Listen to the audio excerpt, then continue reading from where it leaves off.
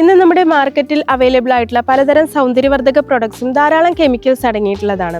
ഇത് ആദ്യം സാരമായി മാറ്റങ്ങൾ സ്കിന്നിൽ ഉണ്ടാക്കുന്നുവെങ്കിലും പിന്നീട് അതൊരു സൈഡ് എഫക്ട്സ് ഉണ്ടാക്കുകയാണ് ചെയ്യുന്നത്.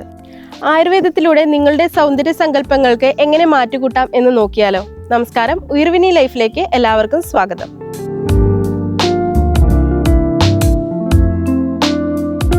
നമ്മൾ ഇന്നിവിടെ സംസാരിക്കുന്നത് കോസ്മെറ്റോളജി ഇൻ ആയുർവേദ എന്നൊരു ടോപ്പിക്കിനെ പറ്റിയിട്ടാണ്. നമ്മളുടെ ഉയർവേനിയിൽ കോസ്മെറ്റോളജിക്ക് വേണ്ടിയിട്ട് നമ്മൾ പ്രത്യേകം ഒരു വിങ് തന്നെ സ്റ്റാർട്ട് ചെയ്തിട്ടുണ്ട്. ഓരോ പേഷ്യൻസിനും അവരുടേതായിട്ടുള്ള പ്രോബ്ലംസിന് വേണ്ടിയിട്ട് പ്രത്യേകമായിട്ടുള്ള ട്രീറ്റ്മെൻറ്റ്സ് ആണ് നമ്മൾ ചെയ്തു വരുന്നത്. ആയുർവേദത്തിൽ പറയുന്ന നാച്ചുറൽ ഇൻഗ്രീഡിയൻസ് ഉപയോഗിച്ച് കെമിക്കൽ ഫ്രീ ആയിട്ടുള്ള സ്കിൻ ആൻഡ് ഹെയർ ട്രീറ്റ്മെൻറ്റ്സ് ആണ് നമ്മൾ നടത്തി വരുന്നത്. അതും ഡോക്ടറുടെ കൺസൾട്ടേഷനോട് കൂടി രോഗിയുടെ പ്രശ്നങ്ങളെല്ലാം മനസ്സിലാക്കിയതിന് ശേഷം പ്രോപ്പർ ആയിട്ടുള്ള ഒരു ട്രീറ്റ്മെന്റ് ആണ് നമ്മൾ സജസ്റ്റ് ചെയ്ത് വരുന്നത്. ഹെർബൽ ഫേഷ്യൽ എന്ന് പറയുന്ന ഒരു ട്രീറ്റ്മെന്റിന് വേണ്ടിയിട്ട് നമ്മൾ ക്ലെൻസർ മുതൽ പാക്ക് വരെ ഓരോ പേഷ്യൻസിനും ഡിഫറെൻ്റ് ആയിട്ടുള്ള ഇൻഗ്രീഡിയൻസ് ആണ് ഉപയോഗിക്കാറുള്ളത്. ഉയർവനിയിൽ സ്കിന്നിനുള്ള ട്രീറ്റ്മെന്റിന് വേണ്ടി സഹേലി, ഹിമാങ്കി എന്ന് പറയുന്ന രീതിയിലുള്ളൊരു പാക്കേജിലാണ് നമ്മൾ ഉൾപ്പെടുത്തിയിട്ടുള്ളത്. അതിൽ എല്ലാ തരത്തിലുള്ള സ്കിൻ ട്രീറ്റ്മെൻറ്റ്സും നമ്മൾ ഉൾപ്പെടുത്തുന്നുണ്ട്. പലതരത്തിലുള്ള ഫേഷ്യൽസ്, മുഖലേപനങ്ങൾ, ആഗ്നി ട്രീറ്റ്മെൻറ്റ്സ് എല്ലാം നമ്മൾ ഈ സഹേലി, ഹിമാങ്കി എന്ന് പറയുന്ന ട്രീറ്റ്മെൻറ്റ്സിലാണ് ഉൾപ്പെടുത്തിയിട്ടുള്ളത്.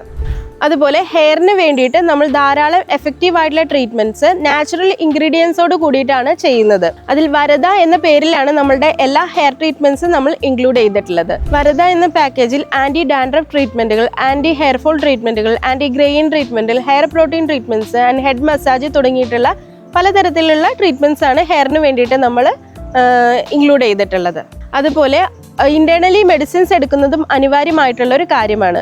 എക്സ്റ്റേണലി ഉള്ള തെറാപ്പികൾ കൊണ്ട് മാത്രം ചിലപ്പോൾ നമ്മളുടെ പ്രോബ്ലംസിനെ നമുക്ക് സോർട്ട് ഔട്ട് ചെയ്യാനായിട്ട് സാധിക്കില്ല.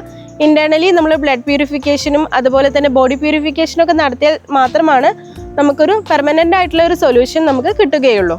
അതുപോലെ പെഡിക്യൂർ, മാനിക്യൂർ, ഹെന്ന തുടങ്ങിയിട്ടുള്ള ട്രീറ്റ്മെൻറ്റ്സ് എല്ലാം ഉയർവനിയിൽ അവൈലബിൾ ആണ്. അതും കൂടുതലും നാച്ചുറൽ ഇൻഗ്രീഡിയൻസ് ആണ് നമ്മൾ ആഡ് ചെയ്യാനായിട്ട് ശ്രമിക്കുന്നത്.